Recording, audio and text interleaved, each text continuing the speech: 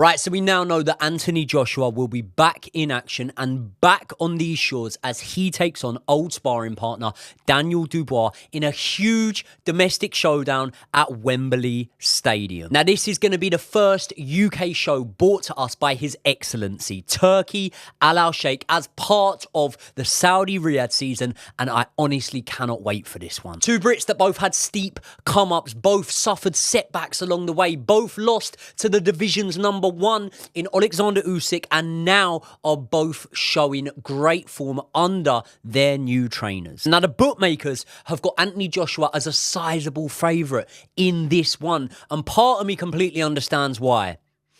But part of me feels like the bookmakers could potentially be having to pay out a lot of money after this fight. Daniel Dubois' newfound confidence just has to be admired. And it's not false confidence, by the way, because after coming back from the Joe Joyce loss, the Lorana fight where he was dropped multiple times, the Usyk loss, and now to be on the verge of headlining at Wembley Stadium against a man who, in all honesty, he probably never thought he would find himself in a boxing ring with. Because there's an 8-year gap between Anthony Joshua and Daniel Dubois. Anthony Joshua's promoter, Eddie Hearn, up until about a year ago, had never even stepped foot in the same room as Daniel Dubois' promoter, Frank Warren. Furthermore, when Daniel Dubois took on Filip Hrgović last month out in Saudi Arabia, I made him a sizable underdog in that fight. I really thought going into it that Filip Hrgović would have a bit too much for Daniel Dubois. So when the September date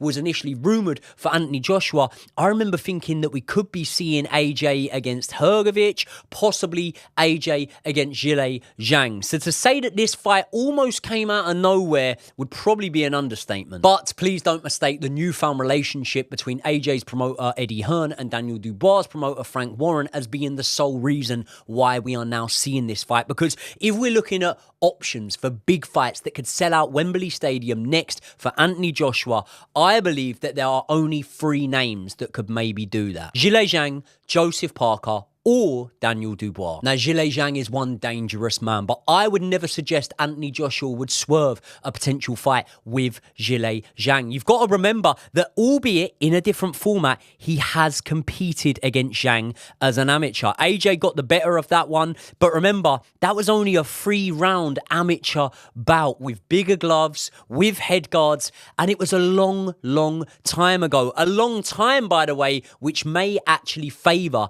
Anthony Joshua, because AJ's always shown great professionalism, he's always looked after his body, and at the moment he really is in great form. And although you could say all of the same for Zhilei Zhang, I don't think you can ignore the fact that Zhilei Zhang is obviously 7 years older than Anthony Joshua, and at 41 years old, despite not looking like he's visibly slowing down at all, I think a lot of people would make the younger fighter in Anthony Joshua a favourite in that fight. And Zhang's possibly the smallest name on this list out of those 3 guys, because Zhilei Zhang on a global scale might be a bigger draw than a Daniel Dubois possibly, but when it comes to selling out Wembley Stadium, you've either got the domestic fight with Daniel Dubois, or you've got Joseph Parker, who has boxed many times on these shores. And speaking of Joseph Parker, I'd love to see a rematch between him and Anthony Joshua at some point. I know a lot of people were disappointed with the first fight and it was very tentative, but I do believe that this version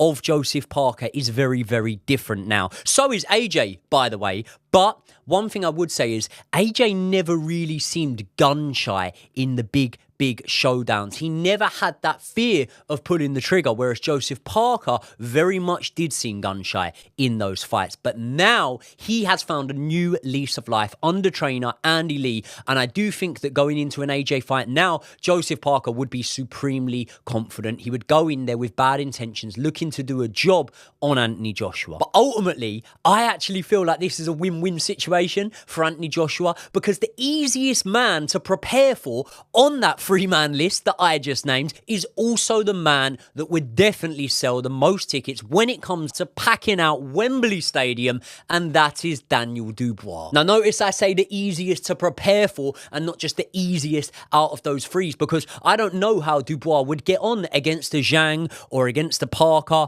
but what Dubois knows is how he gets on against Anthony Joshua.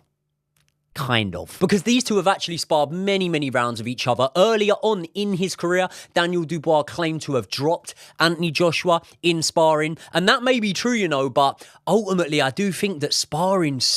And Daniel Dubois knows that all too well. In his own words, people change. But when I look at Dubois, I really see a lot I like. And I see a lot that Anthony Joshua isn't going to like on the night. There's somewhat of a question mark, isn't there, when it comes to Daniel Dubois' chin? But I'm not so sure, you know. I mean, when you look at the Joe Joyce fight, right? Joe Joyce broke Daniel Dubois' eye socket. Now, that injury, that exact injury, if you go to a hospital with that injury right now, they're not going to have thought that you had been in a boxing match. They're going to have thought you'd been in a car crash, because that injury sort of replicates the movement of a car crash, maybe hitting your eye on the steering wheel or the dashboard or something like that. And what I'm saying is the velocity that you would need to take a punch at to be able to break that eye socket. I'm not saying it doesn't happen, but my God, you would need to take a stiff shot to break that eye socket. And let's remember, when Daniel Dubois broke that eye socket against Joe Joyce, it wasn't even like he went down from the shot that did it. Now, when you look at his fight against Kevin Lerena, right, every shot that Dubois was dropped with, I don't believe he was dropped with that individual shot. So he was put down 3 times in the fight. But I would say that the second 2 times he went down was still a delayed effect, a result of the first time he got dropped. And that first time he got dropped was when he was caught high on the equilibrium. We've seen Anthony Joshua caught high in that same spot against Andy Ruiz, and guess what? Anthony Joshua was also dropped there. I've been caught there, by the way, round the top of the year, and actually, hurt is the wrong word to use, because you're not really hurt. You still know what you need to do, and you're still willing to do it, but all of a sudden, your legs just go, and you haven't got your feet beneath you, and it can take different amounts of times for different fighters to be able to shake this off. Some fighters, within the space of 10, 15 seconds or something, can be back to normal. And for some fighters, they can stay here. It can take a while for them to be able to get their legs back. Plus, when we speak of legs, Daniel Dubois in the Lerena fight also did have an ankle injury, which wouldn't have helped at all. And then obviously, Alexander Usyk also dropped Daniel Dubois a couple of times. So I get where the uncertainty over his chin comes from, but in my opinion, I do really believe that there is context with all of the times that he's been knocked down if you look into them. And I mean, I don't know, man. I've seen Daniel Dubois take a lot of good shots, a lot more good shots I've seen him take than shots that have wobbled him or dropped him. I thought he showed a great chin against Filip Hrgović, who can punch himself, by the way. Not only that, he showed really good levels of fitness, intensity. He showed that he had the ability to dig deep when the first couple of rounds had gone away from him, and to be able to bite down on the gum shield and maneuver his way back into the ascendancy in that fight. Say what you want about Jarrell Big Baby Miller, but Big Baby is an imposing figure. I mean, he stuck it on Anthony Joshua, didn't he, in the press conference? And although I believe if that fight had gone ahead, maybe Big Baby would have lived to have paid for sticking it on Anthony Joshua, we can't deny that he is a presence, both physically and verbally. So when Daniel Dubois got matched up against Jarrell Big Baby Miller on the day of reckoning card in Saudi Arabia, I was a little bit worried around how the build-up would go for Dubois. But the build-up actually went really well for Dubois in that one, and that newfound inner confidence that I spoke about was on full display. Every baby needs a daddy has, in my opinion, become one of the most iconic lines in boxing over the last couple of years. And it wasn't only the talking that had improved from Dubois, by the way, because I was so impressed with his performance in this one. Now, I'm not going to go full-on Mick Hennessy, shades of Ali, but I did think he boxed really well, man. He boxed on his toes well. Again, he showed that engine, showed that fitness. He showed the maturity of mind of knowing when to push the bigger, heavier man in Jarrell Big Baby Miller back, and he also showed the ability to do it sensibly rather than recklessly, and obviously he rallied to a late stoppage. And obviously I've already said how surprised and impressed I was with Dubois when he beat Filip Hrgović, a fight that I was actually in attendance for. Anthony Joshua hasn't fought a guy this much younger than him at any point in his career, has he? I mean, Anthony Joshua got to 20-0 before he fought anyone that was younger than him in Joseph Parker. And since that, he's fought Jermaine Franklin, who was 3 years younger than him. Otto Wallin, he was only about 10 months younger than Anthony Joshua. So fighting a man who is 8 years younger for Anthony Joshua is going to be a first, and it's going to be a big, big change from what he's used to. And without sounding like I'm trying to discredit AJ, when was the last time that Anthony Joshua fought someone that was coming in off the back of 2 wins like Daniel Dubois is, you know? Filip Hrgović, by the way, in my opinion, is definitely better than Francis Ngannou. He's definitely better than Otto Wallin. So just Filip Hrgović alone is a better standout win in recent times than Anthony Joshua, in my opinion, has got. So with this fight, I'm not looking at it as in, you know, what have you done in the past? I am looking at what have you done for me lately? What sort of form are you on right now? And what version of you am I getting? And another thing that I personally think that Daniel Dubois is going to have going for him in this fight is not just all of the rounds of sparring that he has shared with Anthony Joshua, but the fact that his trainer apparently used to train Anthony Joshua. Now, I mentioned the fact that I was at the fight. I was also sharing a hotel with Daniel Dubois and Don Charles, his new trainer. A lot of the time I was up in the gym when Daniel Dubois was training. And we got speaking to Don Charles around breakfast, right? And he told us that he trained Anthony Joshua for years. And yet, AJ will have refined his game. He would have progressed. He will be way better back then than when he was training in the gym of Don Charles.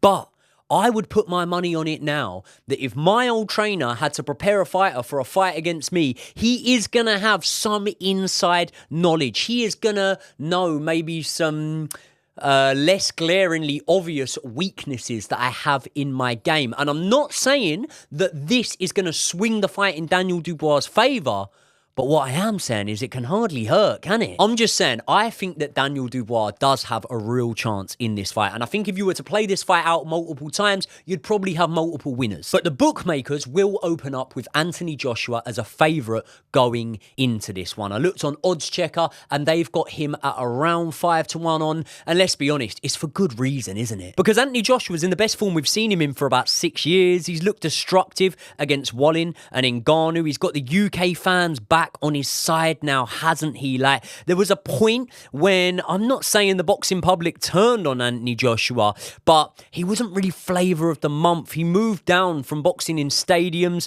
to arenas, and at that point, around the time of the Franklin fight, things were almost looking bleak for AJ. But since teaming up with Ben Davison, we're really now starting to see more of the old AJ. 2 wins in a row, 2 stoppages, and it stretches his unbeaten run to 4 fights since he lost against Alexander Usyk. Usyk, by the way, a fight that Ben Davison has said he would love to get the chance at redemption for Anthony Joshua. And AJ was also in attendance for Dubois' fight against Hrgović, as was I. By the way, people, Brian has just dropped the Saudi Arabia vlog. You need to check it out and see just how good it is over in Saudi Arabia. I'm going to link it in the description to this video. But AJ was at the fight, and as much as I think that AJ would have been impressed by Daniel Dubois' performance, I also think that AJ would have seen a whole load of openings that he would feel that he could capitalise on. I mean, the right hand from Hrgović landed at will in the first couple of rounds against Dubois, and that is a shot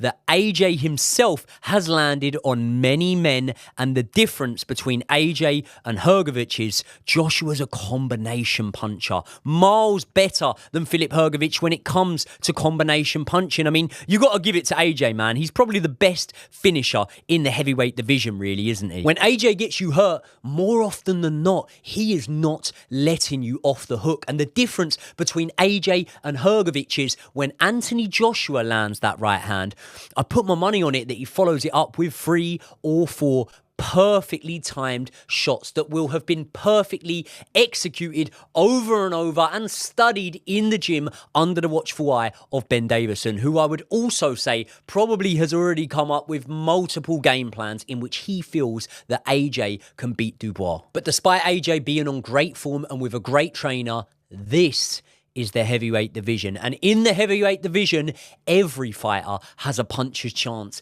against another. And when you get a guy like Dubois, who, okay, hasn't beat the same caliber of men that Anthony Joshua has, probably isn't the same level of quality right now at this point in his career than Anthony Joshua is, but he's on a good run of form himself, does have a good boxing brain himself, can punch himself. When you get a guy like that, I don't even think you call it a puncher's chance. This, for me, is between a 70-30 in favour of AJ, maybe up to a 60-40 in favour of AJ. Dubois 100% has what it takes to win this fight, and I think that his willingness to stand and bang with AJ will either be the thing that loses him this fight or wins him this fight, because I don't predict this fight to go more than 4 or 5 rounds. I just don't see this being a long, drawn-out fight, because I think that Daniel Dubois is going to come forward from the first bell. And despite the fact that Anthony Joshua might have liked to have a few sort of feeling out rounds, I think his hand will be forced when Daniel Dubois starts applying the pressure. I really like the way that Anthony Joshua is putting his punches together now under Ben Davison, and I'm more probably looking at the Varlin fight